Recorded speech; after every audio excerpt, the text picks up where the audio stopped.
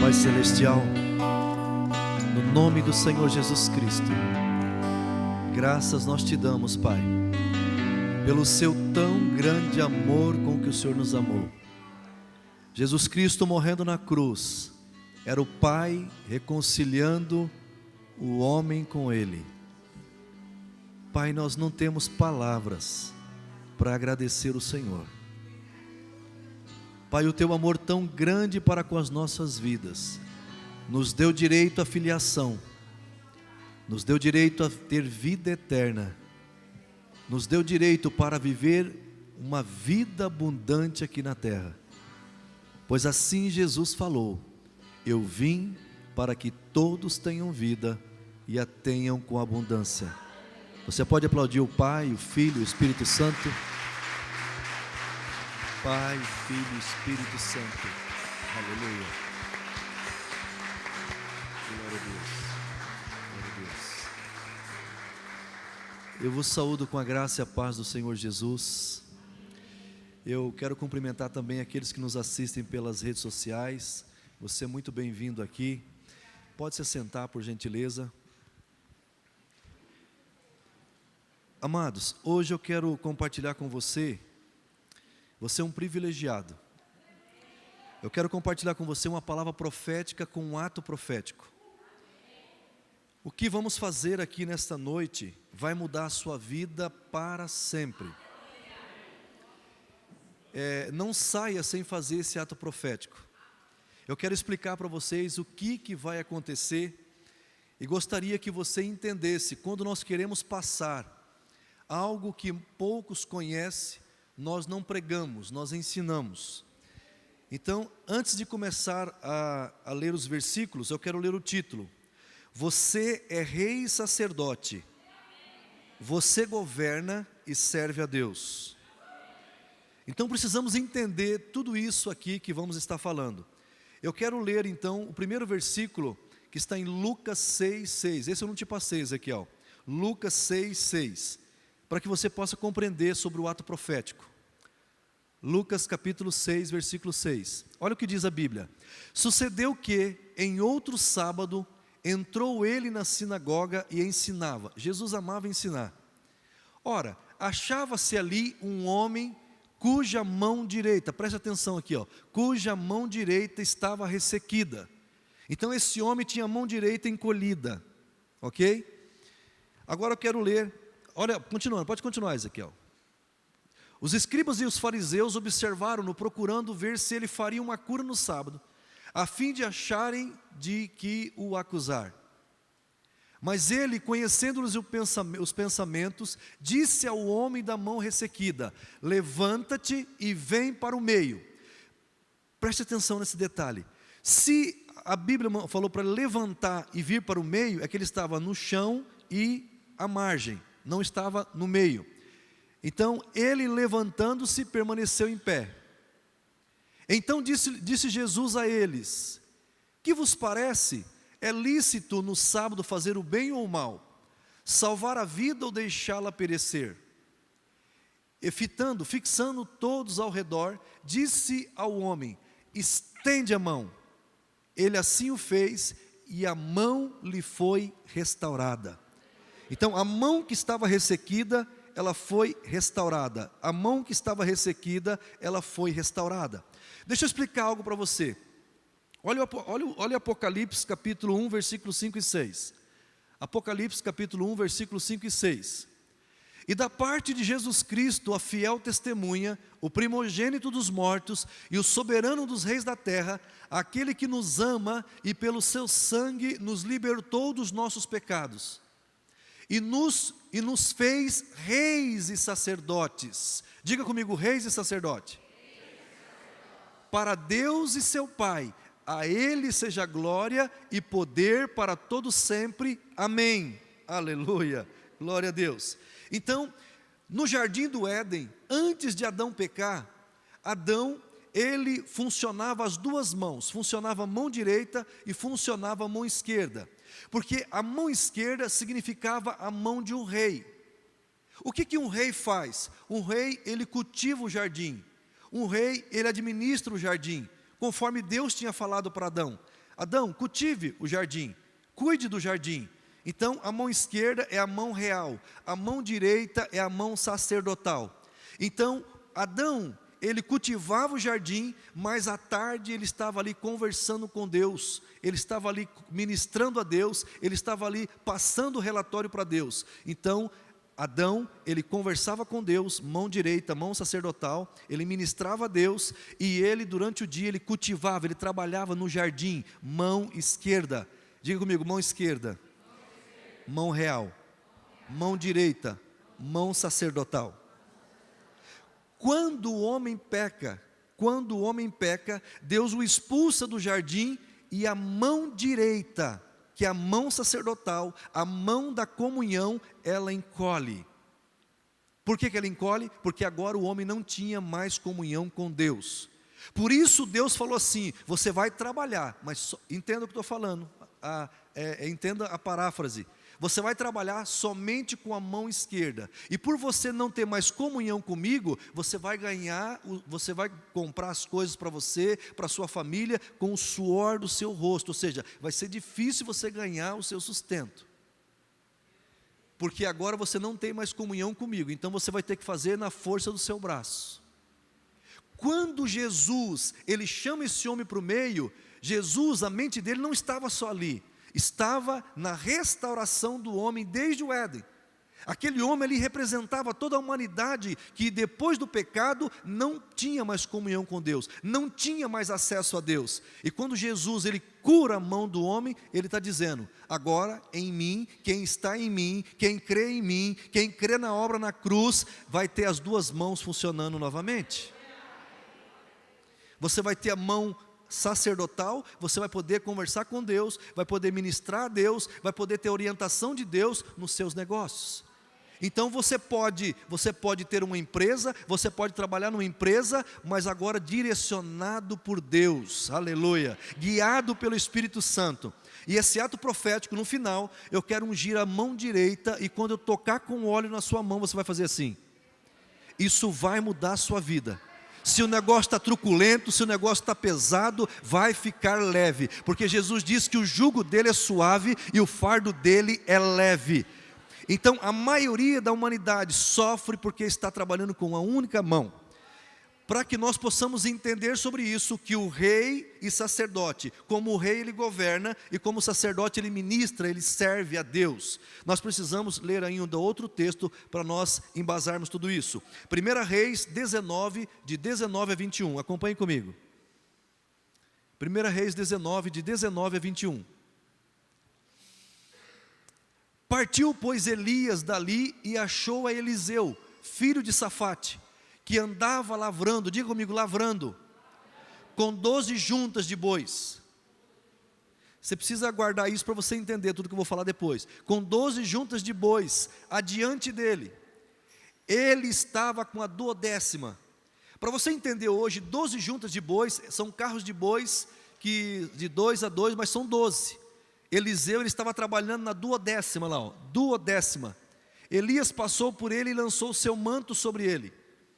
Então deixou este os bois, correu após Elias e disse, deixa-me beijar a meu pai e a minha mãe, e então te seguirei.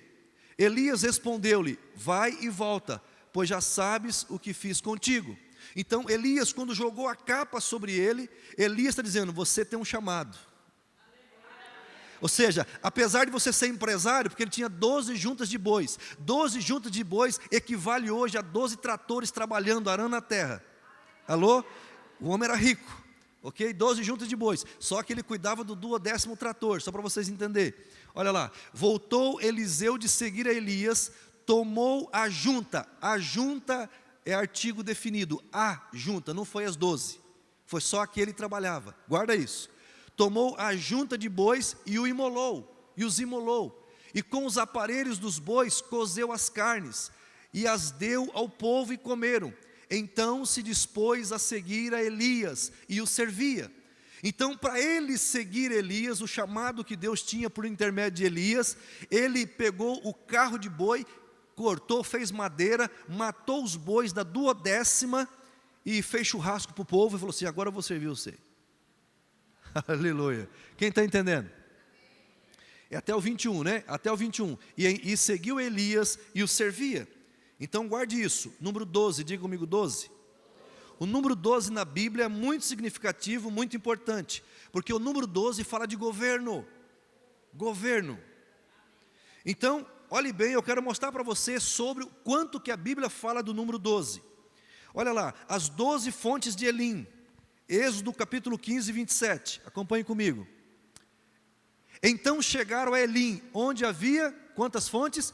12 fontes de água e 70 palmeiras, e se acamparam junto às águas. Então, as 12 fontes de Elim, tipo das 12 tribos de Israel.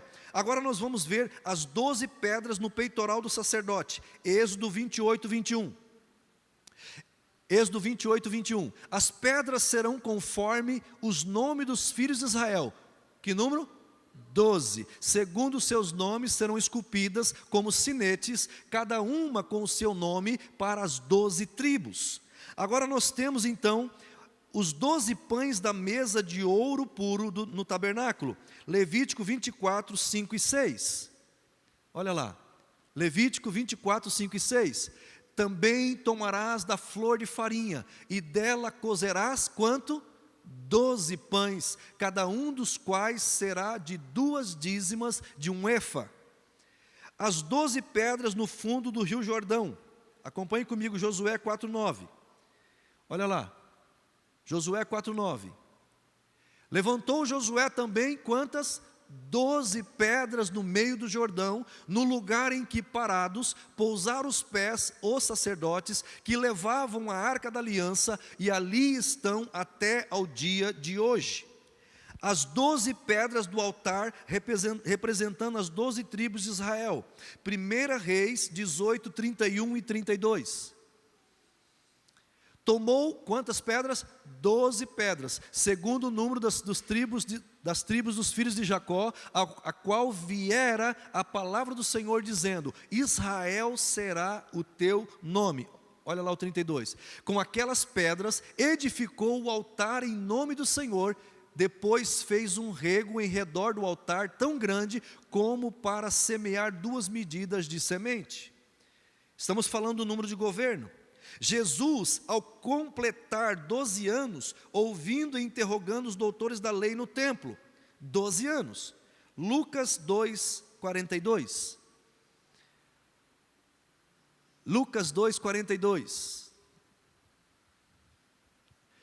Quando ele atingiu, quantos anos? 12 anos. Subir a Jerusalém segundo o costume da festa. E você sabe que Jesus deu um show nos doutores da lei daquele tempo com 12 anos. Jesus governava.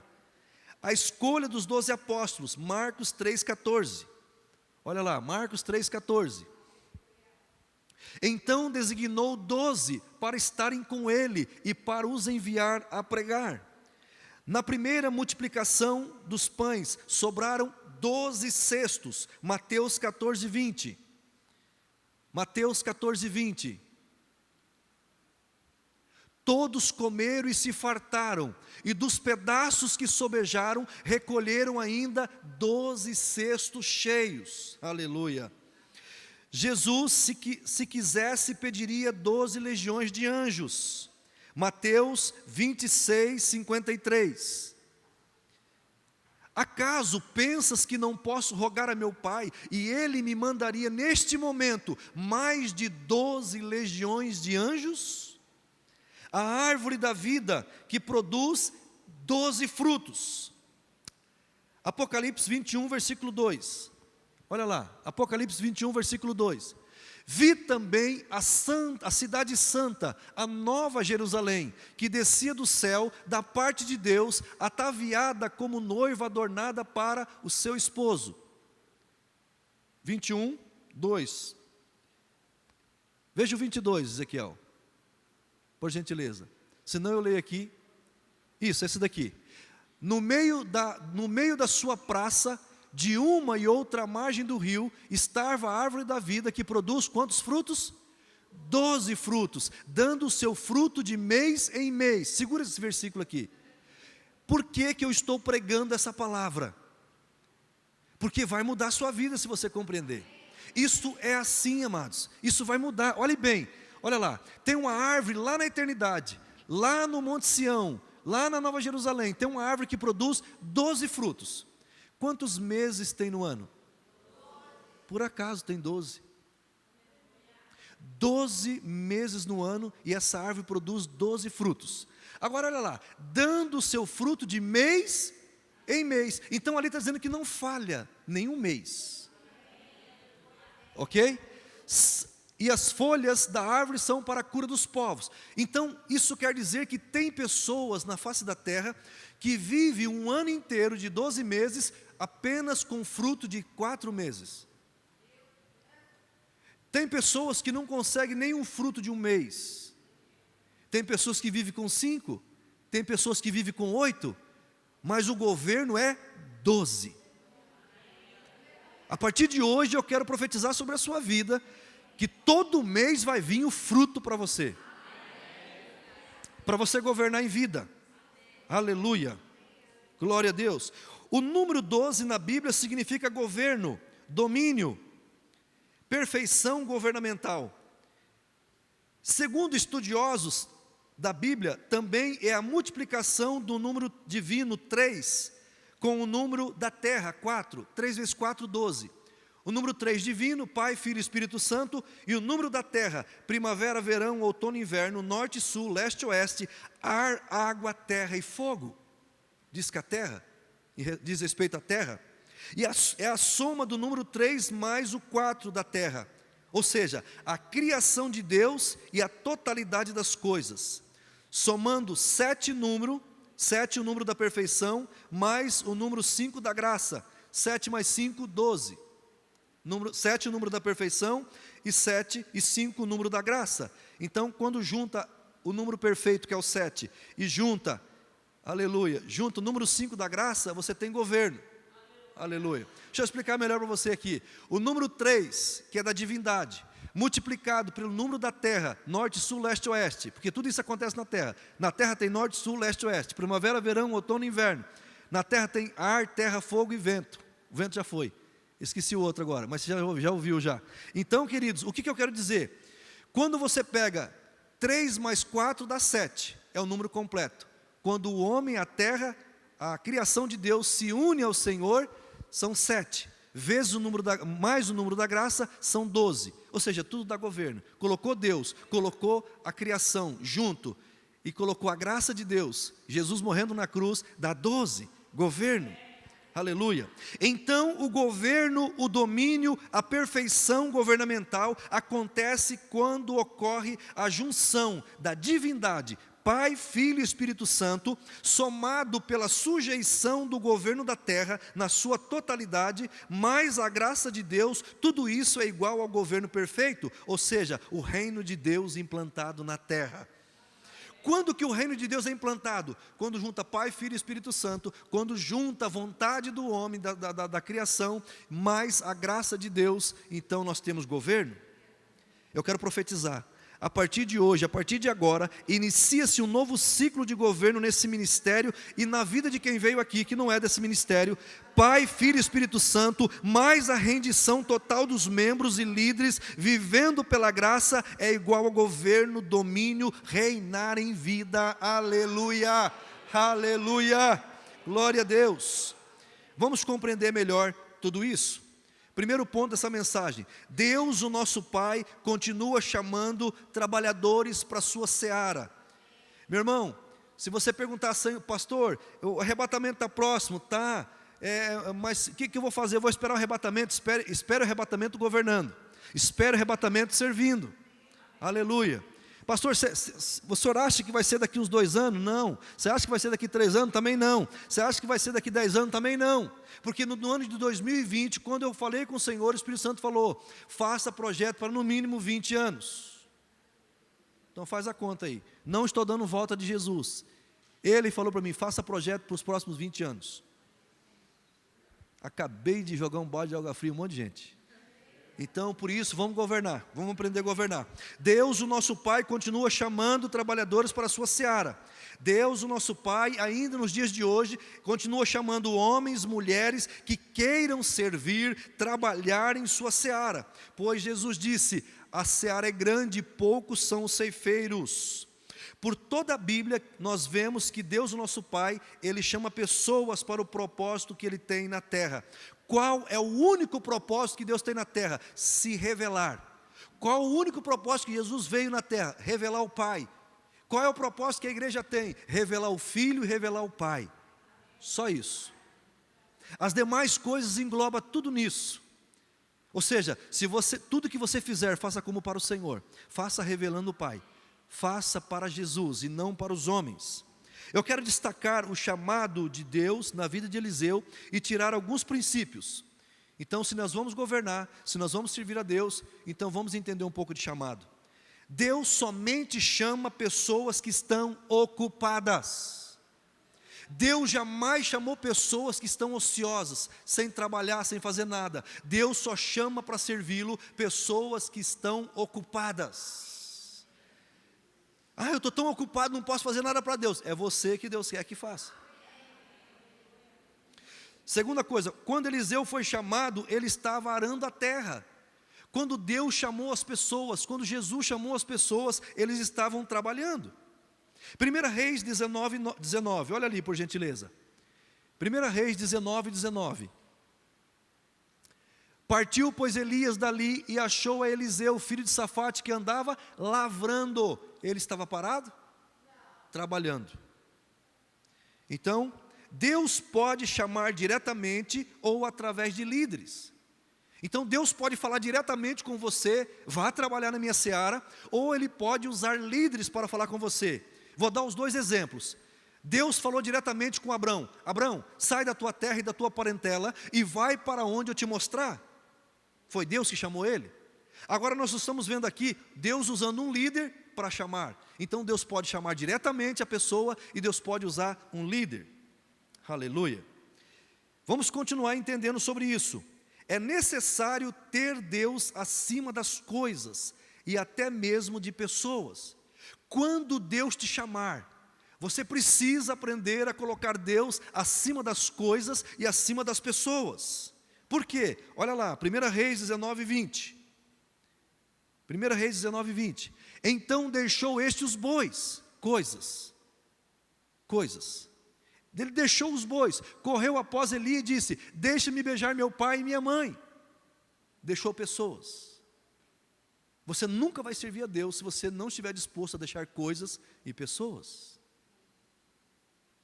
Se você quiser servir a Deus e ficar pegado em pessoas e coisas, você não vai servir o Senhor. Quem está aí? Amados, Eliseu tinha uma grande empresa, era 12 juntas de bois. Os bois, os carros e a mãe e o pai de Eliseu ainda estavam ocupando uma posição significativa no coração. No coração de Eliseu, a mãe, o pai e os bois e as suas empresas ainda estavam ocupando um lugar significativo no coração de Eliseu. Muitos querem seguir a Jesus, mas impõem condições para isso. Vou dar um exemplo: deixa meu pai morrer primeiro e então te seguirei. Mateus 8, 20 a 22, acompanhe comigo ali. Mas Jesus lhe respondeu, quando Jesus chamou uma pessoa para seguir, ou melhor, a pessoa chegou para Jesus e disse: seguir-te-ei. Pega um anterior, Ezequiel, por gentileza, o anterior. Olha lá. Então, aproximando-se dele um escriba, disse-lhe: mestre, seguir-te-ei para onde quer que fores. Jesus, onde o senhor for, eu vou. Aí continua, olha lá. Mas Jesus lhe respondeu: as raposas têm seus covis, e as aves do céu ninhos. Mas o filho do homem, se referindo a ele disse: não tem onde reclinar a cabeça. Sabe o que Jesus está falando? Eu saio de dia, eu saio de manhã cedo, eu não sei aonde eu vou almoçar, eu não sei aonde eu vou dormir, eu não sei em que cidade eu vou estar. É isso que ele quis dizer. Ele quis dizer que os passarinhos, eles sempre voltam para aquele ninho, dormem toda noite no ninho, as raposas toda noite no seu covil. Aleluia. Mas Jesus está dizendo, eu saio, não sei aonde eu vou ficar, não sei aonde eu vou comer, não sei aonde eu vou dormir, porque eu vou fazendo a obra de Deus, eu vou fazendo aquilo que meu pai falou. E eu experimentei isso uma vez quando eu viajei para o Rio Grande, fiquei 4 dias lá, e de repente quando eu estava para vir embora, o Espírito Santo falou assim, não, você não vai para Umuarama, você vai para Guarapuava. Imagina, você 4 dias, falou assim, eu vou para Umuarama. Não, você vai para Guarapuava. Eu achava que ia dormir em Umuarama, e eu fui dormir em Guarapuava. Quem está aí? Então quem quer seguir Jesus não pode estar apegado. Ah, sem o meu travesseiro, a minha cama, não vai servir Senhor. Quem está aí? Olha lá, o 21. E outro dos discípulos lhe disse, Senhor, permite-me ir primeiro. Escuta isso aqui, irmão. Permite-me ir primeiro sepultar meu pai. O primeiro lugar é de quem? Buscar em primeiro o reino. O pai vem depois do reino, a mãe vem depois do reino, a empresa vem depois do reino. Deus só pode ocupar um lugar na nossa vida, o primeiro. Quem quer servir o Senhor, então, dá o primeiro lugar para Ele. Eliseu faz um altar de tudo aquilo. Ele pegou o seu trator, vamos dizer assim, o seu carro de boi. Ele fez um altar com tudo aquilo que o preocupava para seguir o propósito. Meu irmão, você tem que colocar tudo aquilo que te preocupa no altar. Eu quero dar um testemunho que a minha esposa, ela dá esse testemunho da mãe dela. Minha sogra não veio hoje, hoje ela não veio. Mas quando nós tínhamos que ir para Vitimarsum estudar, ficamos um ano em Vitimarsum estudando. Quando nós tínhamos que ir, a minha esposa ficou preocupada com a mãe dela. Senhor, e a mãe dela não era convertida na época, o que eu vou fazer com a minha mãe? E aí o Senhor falou assim, entrega. Quando ela entregou a mãe dela para o Senhor, ou seja, quando ela colocou a mãe dela no altar, nós fomos e a mãe dela se converteu e Deus ajudou ela aqui, e ela está aqui conosco hoje nessa igreja. Tudo aquilo que te preocupa, você tem que fazer um altar e colocar na presença de Deus, amado. E queimar na presença de Deus. Ou seja, enquanto a colheita continuava, Eliseu entrega a junta de bois. Aqui eu quero que você compreenda uma coisa. Eliseu, ele não matou as 12 juntas de bois. Ele matou a que ele trabalhava. Então significa que você não precisa vender todas as suas empresas, você não precisa parar de fazer os seus negócios para servir a Deus, porque agora nós temos uma revelação de Deus. Você pode ser rei e você pode ser sacerdote. Aleluia. Então ficou 11 juntas de boi trabalhando. Essas 11 juntas de boi trabalhando ia trazer recurso para que ele, que agora que foi seguir o reino, tivesse dinheiro para abençoar pessoas. Eu vou te dar uma dica aqui para você. Quer montar uma empresa, quer montar um negócio que vá para frente, você precisa ter esses 4 requisitos, se você é cristão. Aleluia. Você precisa entender o seguinte: essa empresa ela vai abençoar Deus? Tem que abençoar Deus, o reino. Segundo, ela tem que abençoar pessoas. Terceiro, tem que abençoar você e sua família. E quarto, tem que desfazer as obras do diabo. Se a sua empresa encaixar nisso, Jesus é teu parceiro, é teu sócio. Entende isso ou não? Vamos continuar aqui. Eliseu foi aquele profeta que recebeu uma unção dobrada, e mesmo depois de morto, a unção permanecia em seus ossos, e ressuscitou um homem que estava morto. 2 Reis 13, 20 a 21. Ou seja, o chamado de Deus na vida de Eliseu era tão poderoso que ele fez 2 vezes mais milagre que Elias. Olha lá, a ponto de que um homem que tinha morrido em guerra foi jogado numa cova, e nessa cova estava Eliseu, os ossos de Eliseu. Quando o morto tocou nos ossos de Eliseu, ele reviveu. Olha lá, morreu Eliseu e o sepultaram. Ora, bandos dos moabitas costumavam invadir a terra à entrada do ano. Sucedeu que enquanto alguns enterravam um homem, eis que viram um bando. Então lançaram o homem na sepultura de Eliseu, e logo que o cadáver tocou os ossos de Eliseu, reviveu o homem e se levantou sobre os pés. Você consegue imaginar? Acabaram de jogar o morto ali, aí o morto está correndo junto com eles. Tamanha era a unção que estava sobre Eliseu. Pastor, eu não gosto de vir na igreja, você está falando de empresa, disso, aquilo, por que os casamentos se desfazem? Fala para mim. Se Se você não tiver dinheiro para pagar o aluguel, se você não tiver dinheiro para cuidar da sua família, quantos casamentos se desfaz por não entender isso que eu estou falando? Quantos casamentos é desfeito pelo homem não entender que ele é o sacerdote de casa, que ele tem que orar pela esposa, que ele tem que orar pelos filhos, que ele tem que orar pela casa dele, pela empresa dele? Querido, recebe no teu coração essa palavra. Segundo ponto da mensagem: o propósito de Deus nos leva ao nosso destino. O destino de todo filho de Deus é governar, reinar em vida. Olha lá, Gênesis 1:26. O destino de todos nós é reinar em vida. Gênesis 1:23, é dominar. Olha lá, também disse Deus: façamos o homem a nossa imagem, conforme a nossa semelhança. Tenha ele domínio. Domínio é governo. Para que eu estou aqui na terra? Como filho de Deus? Para governar. Para que eu estou aqui na terra? Para servir. Como rei eu governo, como sacerdote eu sirvo, eu ministro a Deus e ministro pessoas. Aleluia. Mas eu já ponho comida dentro de casa. Tá bom, você é rei, pôs comida dentro de casa, mas agora você precisa orar também pelos filhos, pela esposa, porque você é sacerdote. Aleluia. Diga, essa mensagem vai me libertar? Querido, escute isso. Aceitar o chamado, o propósito de Deus para nossas vidas, é aceitar o destino que Ele tem para nós. Quando você diz: Senhor, eis-me aqui, Deus diz: esse aceitou governar, esse aceitou servir.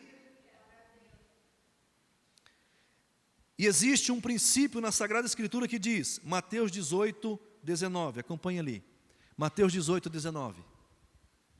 Em verdade também vos digo, que se dois dentre vós, sobre a terra, concordarem, olha o código, olha o princípio aqui, princípio da concordância, concordarem a respeito de qualquer coisa que, porventura pedirem, ser-lhes-á concedida por meu Pai que está nos céus. Princípio da concordância. Tudo que você for fazer na sua família precisa haver concordância. Amados, precisamos entender uma coisa de uma vez por todas: somente Jesus Cristo está reinando. Somente Jesus Cristo está reinando, e Ele nos fez reis e sacerdote. Então quem que reina nesse mundo? Quem está com Jesus. Não existe nenhum meio ou nenhuma chance de reinar sem Jesus. 1 Coríntios 15:22 em diante, até o 24, até o 25, acompanhe comigo ali. 1 Coríntios 15, 22 a 25. Porque assim como em Adão todos morrem, assim também todos serão vivificados em Cristo. Cada um, porém, por sua própria ordem. Cristo as primícias, depois os que são de Cristo na sua vinda. E então virá o fim, quando Ele entregar o reino ao Deus e Pai. Escute, amados, quando Ele entregar, quando que vai vir o fim? Vamos lá, quando que vai vir o fim do mundo? Quando Ele entregar o reino ao Deus e Pai, quando houver destruído todo o principado. Lembra que o apóstolo Paulo fala assim, que a nossa luta não é contra carne e sangue, mas contra principados e potestades? Olha lá, bem como toda potestade e poder, porque convém que Ele reine. Quem está reinando? Jesus. Convém que Ele reine, até que haja posto todos os inimigos debaixo dos pés. Agora eu te pergunto, se a igreja, se Ele é o cabeça da igreja, então aonde, quem é os pés? Diga eu. A igreja é o corpo. Então olha lá, porque convém que Ele reine, até que haja posto todos os inimigos debaixo dos pés. Então é eu e você que temos que governar, é eu e você que temos que servir, para que os inimigos se coloquem debaixo dos pés, para que o reino seja entregado ao Pai. Pastor, não estou entendendo. Você precisa começar a entender isso. Você vai reinar sobre a doença, reinar sobre os problemas, reinar sobre aquela bagunça na sua rua lá, aquele tropé na rua que vai lá, reinar sobre a escassez, reinar sobre tudo aquilo que vem trazer morte, roubo e destruição. Isso você faz como rei e sacerdote. Aleluia. Quem está pegando? Olha lá. Deus fez com que todas as coisas se sujeitassem debaixo dos pés de Jesus Cristo. 1 Coríntios 15, 27. Olha lá, 27 agora, Ezequiel. Porque todas as coisas sujeitou debaixo dos pés, E quando diz que todas as coisas lhe estão sujeitas, certamente exclui aquele que tudo lhe subordinou. Ou seja, tudo, todas as coisas e tudo está debaixo dos pés de Jesus. Somente o Pai que não, que deu esse poder para Jesus. Agora, só para você entender que poder que Jesus deu para mim e para você. Lucas 10, 19. O Pai botou toda a autoridade sobre Jesus. E Jesus deu toda a autoridade para nós, olha lá. Eis aí vos dei autoridade para pisar de serpentes e escorpiões, e sobre todo o poder do inimigo, e nada, absolutamente nada vos causará dano. Nós precisamos avançar. Se você não compreender isso, você não avança. Aleluia. Pastor, por que você está pregando isso? Porque quem entende isso, ele passa pelas crises dando glória. Quem entende isso, ele passa pelas crises tendo abundância. Mesmo nas crises ele tem abundância. Mesmo nas crises ele tem emprego. Mesmo nas crises ele tem comida. Mesmo nas crises ele tem tudo o que ele precisa e abundantemente mais. Mas é preciso entender tudo isso, receber tudo isso. Aleluia. Deus, o nosso Pai, é o único que não está debaixo dos pés de Jesus. Portanto, reinar em vida é entender que Jesus deve reinar do alto da minha cabeça à planta dos pés. Ou seja, Jesus manda na minha vida desde o primeiro fio de cabelo aqui em cima até a última unha. Isso é reinar em vida. Você tem Jesus como Senhor da sua vida, não somente como Salvador. Jesus deve reinar sobre tudo e sobre todos. Romanos 5,17, acompanhe comigo. Romanos 5,17, olha lá o que diz a Bíblia. Se pela ofensa de um, que é Adão, e por meio de um só, que é Adão, reinou a morte, muito mais os que recebem. Você não precisa conquistar, Jesus já conquistou, você só precisa receber. Olha lá, recebem a abundância da graça e o dom da justiça, reinarão em vida. Não é depois que você morrer, não é depois que você cruzar o Jordão, é em vida, reinarão em vida, por meio de um só, a saber, Jesus Cristo. Jesus Cristo está reinando, se eu estou nele, eu estou reinando. Aleluia, glória a Deus. As maldições, por meio de Cristo devemos reinar sobre as maldições, sobre as doenças, sobre os espíritos de enfermidade, sobre a escassez, sobre principado e potestade, espíritos imundos e demônios, sobre todas as áreas de influência da sociedade nós temos que governar. Eu quero agora compartilhar com vocês um aspecto muito importante para reinar em vida: saber quem você é. Saber a sua verdadeira identidade, quem você é. De repente vai alguém de outro país, nos Estados Unidos lá, who are you? Quem você é? E por que você ainda está aqui? Procure responder essas duas perguntas. Quem é você? E por que você ainda está aqui na terra? Se você já aceitou Jesus e tem a vida eterna, por que Jesus não matou você e levou? Boa pergunta. Se você está vivo, está aqui ainda, é porque Jesus quer que você reine. Ele quer que você sirva a Ele aqui, que você influencie pessoas, no sentido de também levar o Evangelho para elas.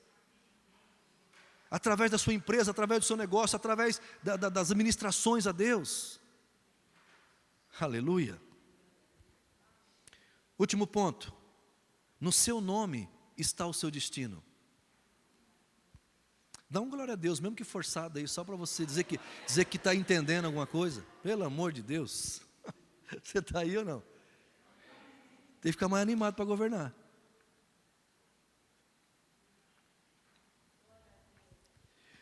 Nós podemos ver ao longo de toda a Bíblia, Deus mudando o nome de pessoas e dando um nome que indicava o destino de cada um. Por isso você que tem uma criança pequena ou pretende ter filhos, peça a Deus o nome dele.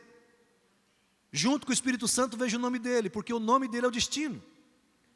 Segue alguns exemplos na Bíblia. Abrão, que significava pai exaltado, Deus mudou para Abraão, significa pai de multidão. Gênesis 17, 5, acompanhe ali comigo.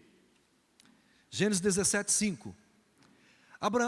Abrão já não será o teu nome, e sim Abraão, porque por pai de numerosas nações te constituí, porque no seu nome está o seu destino.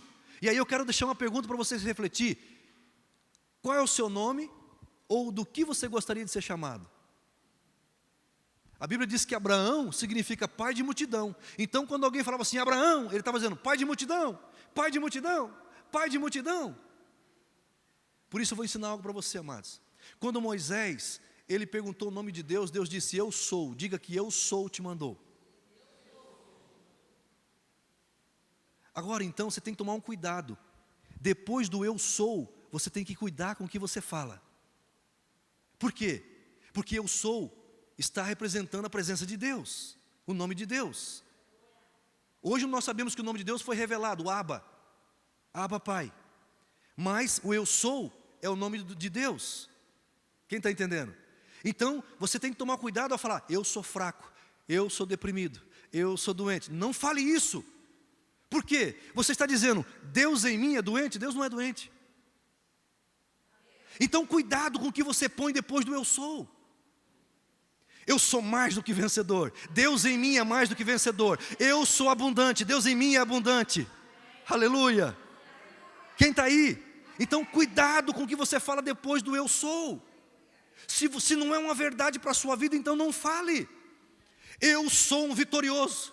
Eu sou um campeão. Eu sou mais que vencedor. Eu sou um pai alegre. Eu sou um pai amoroso. Eu sou um filho amado. Eu sou um filho perdoado. Escute, cuidado com o que você põe depois do eu sou. Se aquilo não for verdade para a sua vida, não fale.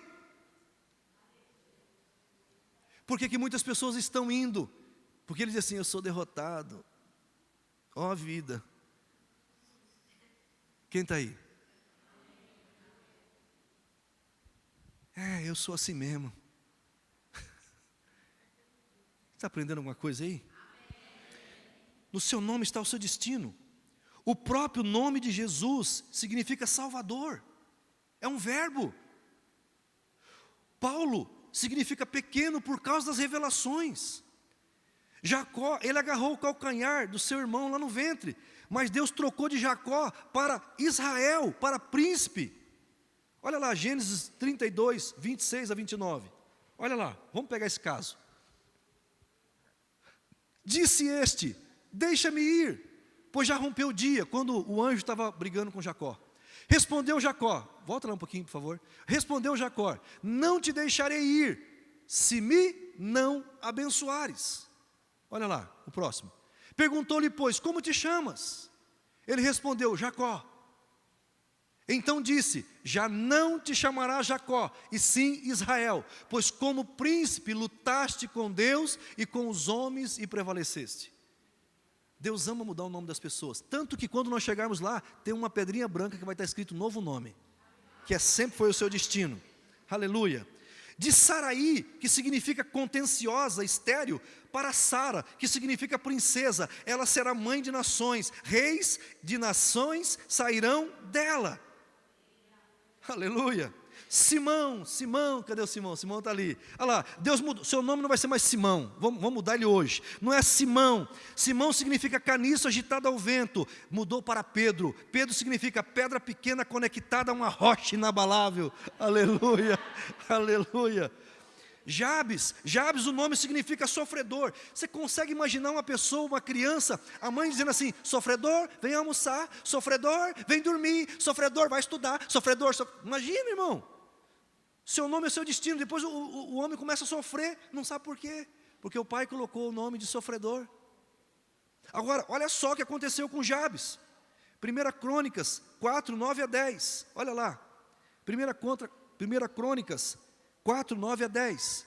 Foi Jabes mais ilustre do que seus irmãos. Sua mãe chamou-lhe Jabes, dizendo, porque com dores o dei à luz. Jabes invocou o Deus de Israel. A mãe falou assim, doeu muito para sair esse nenê, então vou chamar de dor. Olha lá, Jabes invocou o Deus de Israel, dizendo, ele não aceitou o sofrimento, olha lá. Tomara que me abençoes e me alargues as fronteiras, que seja comigo a tua mão e me preserves do mal, de modo que não me sobrevenha a aflição. Deus, não deixa vir sofrimento conforme o meu nome. E Deus lhe concedeu o que tinha pedido. Então escute isso aqui.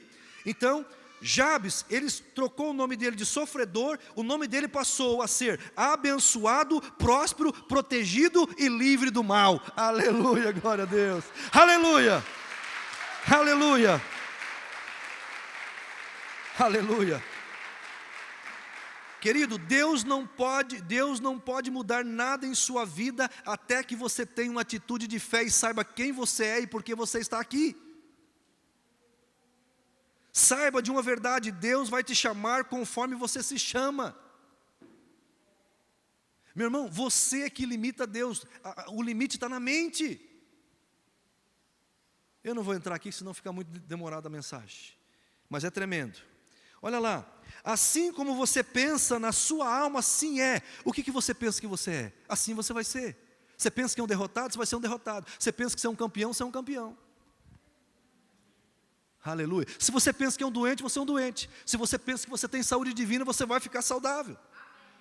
Aleluia. Assim como você pensa na sua alma, assim é. A Bíblia diz: os que recebem a abundância da graça e o dom da justiça reinarão em vida. Não é os que conquistam a abundância da graça, é os que recebem. Tem algo difícil na sua vida? Então o que você diz para Deus? Pai, eu recebo mais da abundância da graça. Eu tinha um filho, eu recebo mais da abundância da graça para cuidar de 2 filhos.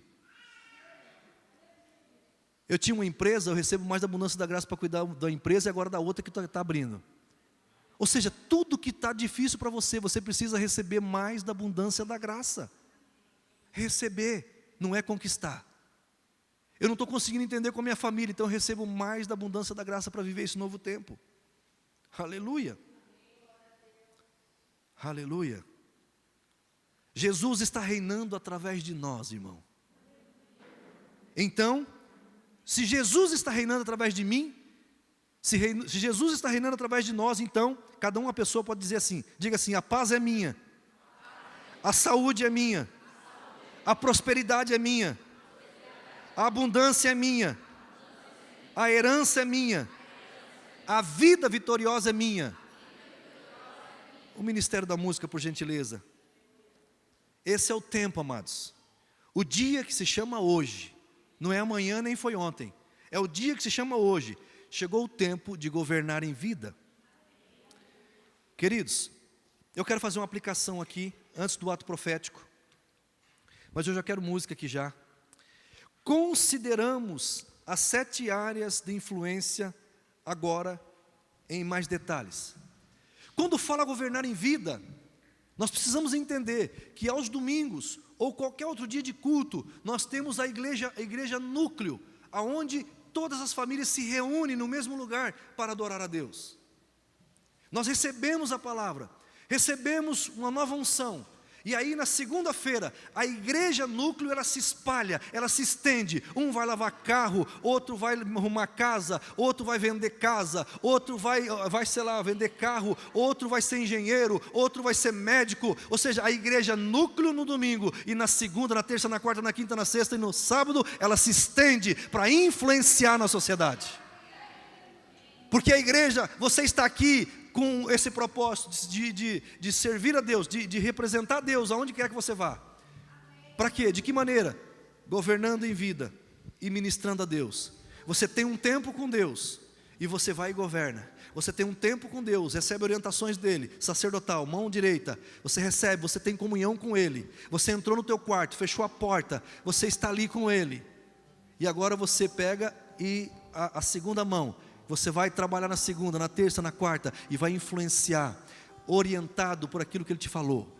Aleluia. Aleluia. Porque Jesus te fez rei e sacerdote.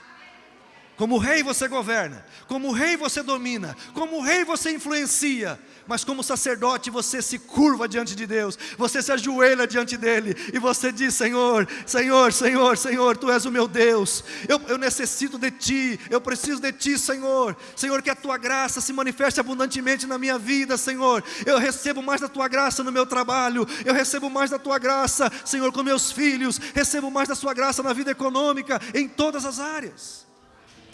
Aleluia. Então, escute isso aqui. Considerando as 7 áreas de influência. A primeira área de influência da sociedade, família. Através das famílias, estamos discipulando a próxima geração para o bem ou para o mal. Nós podemos ter lares cristãos, seguindo padrões bíblicos para brilhar em lugares espirituais. Igreja, é outra área de influência. Jesus ordenou seus discípulos que discipulassem as nações. Nós fazemos isso não estando dentro das igrejas, mas saindo pelo mundo. Igreja é onde nos alimentamos, é onde nos fortalecemos, para que possamos levar o reino de Deus por toda a terra. Educação. A próxima geração é influenciada diariamente em nossas escolas e universidades. Cristãos devem se envolver escrevendo currículos, ensinando, administrando e participando em associações de pais e mestres e como membros de conselhos escolares. Nas artes, nós devemos influenciar na celebração, entretenimento, esporte e cultura. Qualquer território que abandonamos, Satanás preenche. Meu Deus. Teve uma época que a igreja disse: a televisão é do diabo. O diabo falou assim: beleza, eu pego. Meu Deus. A dança é do diabo. O diabo falou: pode deixar que eu pego também. Futebol é do diabo. Pode deixar que eu como conta. Ei, quem está aí?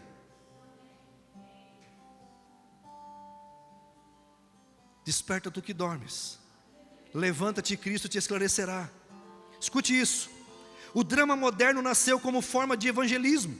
Peças de teatro medieval sobre moralidade, ensinando escritura para um público que não sabia ler. Nós devemos recapturar cada forma de entretenimento para Jesus, buscando para dar-nos formas criativas de mostrar o mundo e o autor do drama, espetáculo, beleza, cor, vida, emoção e alegria. Uma prova disso, eu vou falar The Chosen. Vocês não assistem The Chosen? Meu Deus. Uma série. Mídia, jornalistas são vistos como servidores de causa própria e manipuladores, mas ainda assim, as mídias eletrônicas e impressas são cruciais no modelar da sociedade. A maioria das pessoas da mídia tem pouca ou não tem crença cristã. Precisamos de cristão para fazer a verdade para esta esfera. Governo, a Bíblia é clara: o povo de Deus deve se envolver em todas as áreas. Pense nos líderes das nações escolhidas de Deus, tais como Davi, Salomão, e os que governam em países pagãos, como Daniel e José, jovens que exercitam princípios piedosos e eventualmente se tornaram primeiros ministros. Se Deus levantou líderes piedosos no Egito antigo e na Babilônia, Ele o pode fazer hoje. Mas se cristãos desejarem servir em governo, eles terão que enfrentar a cova de leões moderna. Deus usará isto para purificá-los e edificar seu caráter, para produzir seu estilo de líderes servos. Na economia, Jesus sabia que era difícil servir a Deus quando somos abençoados materialmente, mas Deus quer que seu povo seja bem sucedido no mundo dos negócios e sejam missionários ali. O problema não é o dinheiro, mas se o dinheiro significa mais do que Deus para nós. Não é o dinheiro, é o amor ao dinheiro. Lucas 18, de 18 a 25, olha lá. Lucas 18. Certo homem de posição perguntou-lhe: bom mestre, que farei para herdar a vida eterna? Respondeu-lhe Jesus: por que me chamas bom? Ninguém é bom senão um, que é Deus. Sabes os mandamentos: não adulterarás, não matarás, não furtarás, não dirás falso testemunho, honra teu pai e tua mãe. Replicou-lhe: tudo isso tenho observado desde a minha juventude. Ouvindo Jesus, disse-lhe: uma coisa ainda te falta, vende tudo o que tens, dá aos pobres, e terás um tesouro nos céus. Depois vem e segue-me. Mas ouvindo ele essas palavras, ficou muito triste, porque era riquíssimo. E Jesus, vendo-o triste, disse: quão dificilmente entrarão no reino do céu os que têm riquezas. Porque é mais fácil passar um camelo pelo fundo de uma agulha do que entrar um rico no reino de Deus. Eu quero dizer algo para você: o problema não é o dinheiro, é o amor ao dinheiro. Na verdade, Jesus queria salvar esse cara. Quando ele falou assim: vende tudo, quem conhece a história vai entender o que estou falando. Jesus sabia que o imperador ia entrar em Jerusalém, ia dominar tudo, e todos os bens dele iam ser perdidos. Então Jesus falou assim: já que você vai perder mesmo, então dá aos pobres, vende e dá aos pobres, que você terá um tesouro. Jesus devolveria tudo para ele. Aleluia. E quero dizer, se você é rico, rico entra para o céu sim, mas desde que ele não ame o dinheiro. E eu vou provar isso. Jesus, depois, eu não vou pregar sobre isso, mas só para você entender. Quando Jesus sai dali, ele encontra Zaqueu. Zaqueu era um homem riquíssimo, mas não era cristão. E Zaqueu tinha um desejo ele ouviu falar de Jesus, ele tinha um desejo de conhecer Jesus, e como ele era de baixa estatura, ele subiu numa árvore para poder enxergar Jesus. Ele era considerado publicano, pecador, e de repente Jesus olha ele na árvore e diz assim: hoje eu preciso estar na sua casa. Ninguém entendeu nada, porque ele era rico, e porque ele era publicano, pecador. Mas quando esse homem que era rico chegou em casa, recebeu Jesus, recebeu os discípulos, sem Jesus falar nada, ele disse assim: a partir de hoje, eu dou metade do que eu tenho para os pobres. E se eu defraudei alguém, eu vou devolver 4 vezes mais. Jesus falou assim: hoje a salvação entrou nessa casa. Você pode ver Pedro, olha o camelo passando no fundo da agulha. Qual rico que não vai para o céu? O rico que ama o dinheiro. Mas se você é rico e não ama o dinheiro está debaixo dos seus pés, mesmo sendo rico e aceitar Jesus, você vai para o céu. Aleluia. Meu Deus. A economia, Deus nos testará nisso e poderá pedir-nos para darmos tudo o que temos. De igual modo, precisamos de cristãos chamados à ciência e tecnologia como seus campos missionários, pois nunca antes uma sociedade pôde fazer tantos milagres tecnológicos e mesmo assim estar tão incertas de suas amarras morais. Há 2 reinos, luz e treva, e eles estão em guerra. Precisamos vencer para o reino da luz, e o fazemos à medida que nos movemos para dentro de cada uma dessas áreas, 7 áreas de influência pelo Espírito Santo, se opondo ao espírito oposto do diabo que está trabalhando. Escute, onde o diabo espalha ódio, nós devemos mostrar amor. Onde ele espalha ganância e prevalece, devemos dar mais do que qualquer outro. Onde a intolerância está ganhando, devemos mostrar lealdade e perdão. Precisamos orar que venha a nós o teu reino, seja feita a tua vontade, em qualquer que seja a área de influência para a qual Deus nos chamou. Por isso, quando os discípulos pediram para Jesus: ensina-nos a orar, Jesus disse: faça assim, ora dessa forma, que venha o teu reino, que seja feita a tua vontade assim na terra, como ela é feita no céu. Deus falou assim: a vontade minha é feita no céu, mas eu quero que ela seja feita na terra, e quem vai fazer a vontade minha na terra é a igreja. Como? Quando ela estiver funcionando as 2 mãos, como o rei ela administra, como o rei influencia, como o rei governa, como o rei domina, e como o sacerdote se curva diante de Deus, chora diante de Deus, fala com Deus, agradece a Deus, recebe as orientações de Deus. Aleluia. À medida que discipularmos as nações aqui é etnias, o advogado evangeliza o advogado, o pedreiro evangeliza o pedreiro, a dona de casa evangeliza a dona de casa, é etnias aqui, é cada um no seu mundo. Aleluia. Você é entregador, evangeliza o entregador. Você é frentista, evangeliza o frentista. Você é empresário, evangeliza o empresário. Etnias aqui é isso. Ide por todo mundo, discipula as nações. Para quê? Para dar ao mundo sistemas econômicos piedosos, formas de governos baseadas na Bíblia, a educação é ancorada na palavra de Deus, famílias que tenham Jesus como cabeça, entretenimento que mostra a Deus e em sua variedade e animação, mídia baseada em comunicar a verdade em amor, igrejas que enviam missionários para todas as áreas da sociedade.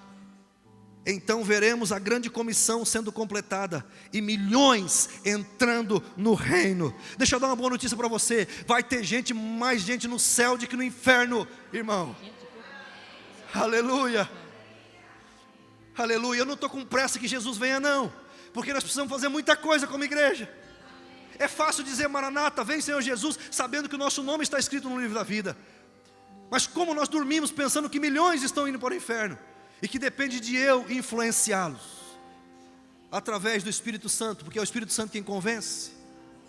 Quem está aí? O rei, você é rei e você é sacerdote. Como rei, você governa. Como sacerdote, você serve. Agora nós vamos fazer uma oração. Coloque-se em pé, por gentileza. Diga assim comigo: Pai Celestial, Pai celestial, eu creio que Jesus Cristo veio a este mundo em carne, nasceu da Virgem Maria, morreu numa cruz, foi para o Hades, mas ao terceiro dia Ele ressuscitou, subiu aos céus e se assentou à direita de Deus Pai Todo-Poderoso, e de lá intercede por nós. A esse Cristo Jesus eu declaro que é o meu único e suficiente Salvador e Senhor, e enquanto vida eu tiver, a Ele eu sirvo, a Ele eu amo, servindo pessoas e amando pessoas, servindo o Senhor e amando o Senhor, governando e servindo. Aleluia. Se você crê nisso, diga amém. Tem alguém